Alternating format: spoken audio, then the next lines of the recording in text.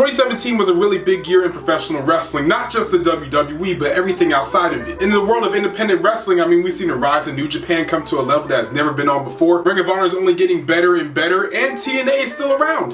So it's been a good year. Sure, having a good promotion is a really good thing, but if you don't have good wrestlers on the show, it don't mean jack. And we've seen a rise of a lot of really big independent wrestlers in 2017. And actually, a little over a year ago, I made a video talking about 5 independent wrestlers that have a breakout 2017. Where in that video, I used Kenny Omega, who was already technically a really big star, but it was posted before he had that 6-star match at Wrestle Kingdom and all those other 6-star matches, because that's just what he does. Jeff Cobb, who tore all up in the independents. Manny Leon, who became the face of the women's division in Ring of Honor. Leo Rush, who signed with NXT. I don't think it gets any bigger than that. And finally, Marty Scurll, who became probably one of the most beloved superstars that isn't in WWE right now, as well as captured the IWGP Junior Heavyweight Championship. But I want to make that same video again on this channel, so these are 5 independent wrestlers that are going to have a breakout 2018. Number 5, MJF. MJF, better known as Maxwell Jacob Feinstein. That is a interesting name. Is up as recording this video, the CZW Wired Champion, which is like the secondary title in Combat Zone Wrestling. If you had to compare him to people in professional wrestling, what his gimmick's really like, I'd probably give you some type of combination of like Miz and like EC3. Really cocky guy, comes out in a suit, talks about why he's the best wrestler in the world, stuff like that. But in the world of wrestling, sometimes when someone isn't that good of a wrestler, but their talking ability is like through the roof, they are really over. Too bad the guy has both. Only been wrestling for 2 years, the 21-year-old first started in professional wrestling in New York, where he trained at Creative Pro Wrestling Academy, which is run by Kurt Hawkins. He's wrestled against some of the biggest names in independent wrestling today, like Joey Ryan, Jeff Cobb, Lance Hoyt. At Wrestle Circus, he was actually Leo Rush's last opponent. Desmond Xavier, Sami Callihan, Trevor Lee, Joey Janela, upon of so many other people. One thing I think MJF really capitalizes on really well is one, of course, his talking ability, his mic skills, and his ability to be able to wrestle in general. That's kind of like the point of your job, is to wrestle. He can do that. And when he's not wrestling, he's just on the microphone, just talking to everyone. He does a really good job of keeping the crowd engaged. He's a great heel. June 9th at 5 Borough Wrestling, it's going to be me, MJF, versus the Greek god Papa Don. And I'm sure you're asking yourself, MJF, what are you doing at a playground? Well, I am using this to show you people where I was when the Greek god Papa Don was already 3 years into his career. Get it? Because he's old. And again, keeping the crowd engaged in professional wrestling, especially when you're not in the WWE, can get really difficult, because there's a good chance the same person that's watching this today is seeing you say whatever you're talking about probably won't see what you're saying next time, because like they're not following it as much as like it's WWE. So when you do know how to speak and really know how to get under people's nerves or really like get a reaction out of someone, there's a good chance that same person you're insulting this time is gonna watch again to see what you have to say next time. Therefore, keeping the crowd engaged in your storyline or feud. Also, 2 notable things he did in CZW was have a really good relationship angle going on with Maria Manic, and even at one point having a CZW MJF appreciation night. Again, I really want to emphasize the point, he's only 21 years old, he's been wrestling for 2 years. The guy is really good. And honestly, this guy looks like he was tailor-made to be in the WWE, future Intercontinental Champion. Number 4, Mandy Leon. Now, like I actually put her in last year's video when I did one of these, but I still want to drive the point that I feel like she really is going to be the next biggest thing in women's wrestling. Her biggest criticism so far has been like her actual in-ring ability, which over the years has increased and increased and increased, and it can only go up from here. Also, you're really not that familiar with Ring of Honor, but like you feel like you've seen her face somewhere. She was a rosebud. I think I probably said this last year as well, that unlike most models or actresses that try to come into professional wrestling, just go straight to WWE, just with a pretty face, no wrestling ability whatsoever, she's taking that step to go to Ring of Honor, go to these independents, make a name for herself, and learn how to wrestle. That way she's now on the USA Network on a Monday or Tuesday when she takes a bump, looking like she's just trying to lay down and go to sleep for a second. Also, something notable that she did in 2017 that actually is a big indicator that she's about to probably do something really big this year as well, is actually that she made her Japanese debut in Stardom. Making her debut in World Wonder Ring Stardom, an all-female promotion held in Japan. She entered into the 5-star Grand Prix, where she actually defeated the likes of Kaylee Ray, former Stardom champion Io Sheree, I might be pronouncing that wrong, I'm sorry, who at one point was signed by WWE, or at least was on WWE's radar for most of 2017 before like some injuries and heart issues that stopped her. And a current Progress Women's Champion, Toni Storm. My biggest prediction for Mandy Leon this year is actually being the first ever Women of Honor champion, because Ring of Honor is now having a Women's of Honor championship tournament. It would make a lot of sense considering her gimmick in Ring of Honor is kind of being the Queen of Honor. Also, you guys have probably seen her intros in my video before. Hello, this is Mandy Leon. Make sure you guys subscribe to this channel.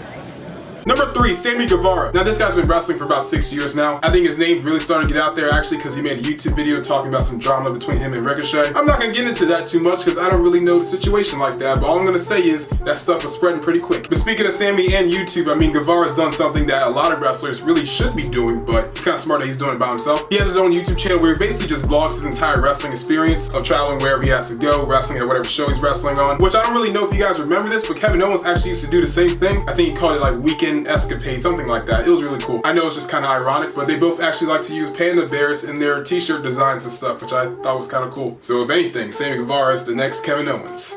Just eat some more pizza and everything in sight and you'll be good. But a little background on the guy, he is from Texas, and when he first started training, he went to Booker T's Wrestling Academy. He's wrestled all around the world in different promotions, with his gimmick and character being described as a varsity villain, which also can be compared to like a mix of like Seth Rollins and Alex Riley. You know, when he used to come out with the Letterman's jacket. Also, two big things that he did in 2017, I mean, he was on Impact Wrestling, where he was in the X Cup tournament along with the likes of like ACH and Desmond Xavier. If I had to predict where he would go in 2018, I mean, there's so many options for this guy, especially with them coming over to America a lot more. I can see him going to New Japan. Who knows, Lucha Underground would be a cool thing. Prince Puma #2. Yeah! Makes the controversy take his gimmick. I think he'd be a great fit for a Evolve World Champion. If he does sign with a company that's on television, I could easily see him be an Impact Grand Champion this year. Or if we're going for the big boys, I mean, like, I know 205 Live is like a disappointment and like don't go there. But if given the right opportunities, because sometimes he could be a little risque with his gimmick a little bit. He likes to flick people off sometimes. He once did that to Rey Mysterio and told him to go F himself or F off. He used the F word.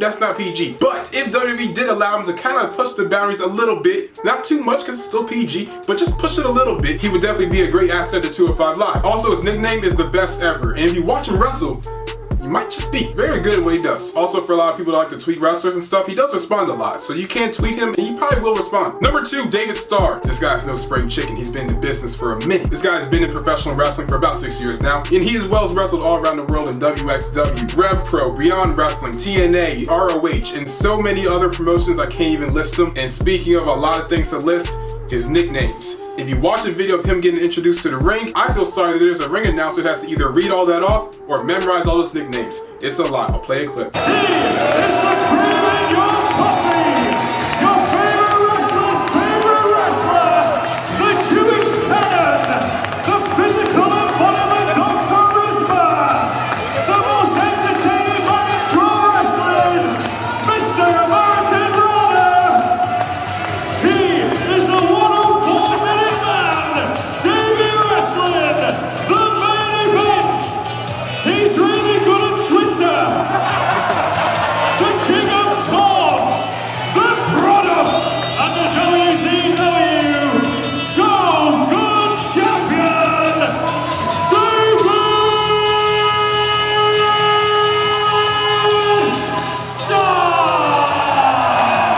And again, something I was saying about MJF as well, when you're a guy that has a lot of charisma and knows how to speak, that can honestly take you a longer way than your actual in-ring wrestling ability. You connect more with fans. If you're a heel, you're a face, whatever, you're still connecting with them. You get a reaction, they're engaged, they like you. Because honestly, yeah, the guy's a great wrestler. There's a lot of great wrestlers. I want to hear someone that can talk. Because when I'm watching David Starr on YouTube, I watch a lot of his wrestling, but I know he's a good wrestler. What am I gonna watch? Another cool move? I saw that. Cool. He can wrestle. I know that. But listening to his arrogance and everything that he does when he's talking, that makes him stand out. Same thing what I said for MJF again. I mean, if you can keep a guy engaged who doesn't follow independent wrestling all the time, like there's not one person out here that follows Ring of Honor, Progress, TNA, WWE, New Japan, every single storyline, every single promotion. If you do, you need a girlfriend and a job, maybe a couple buddies to play basketball with, you need to socialize a little bit. Honestly, kind of reminds me a little bit of like a WCW cruiserweight like Chris Jericho. I'm gonna watch more of him speak. That's why I'm comparing him to Chris Jericho. Awesome, he's a cool wrestler. There's a lot of really good wrestlers, but people that can talk and wrestle, that's a double duo. And #1, Joey Janela. The bad boy Joey Janela, which I feel like is a great,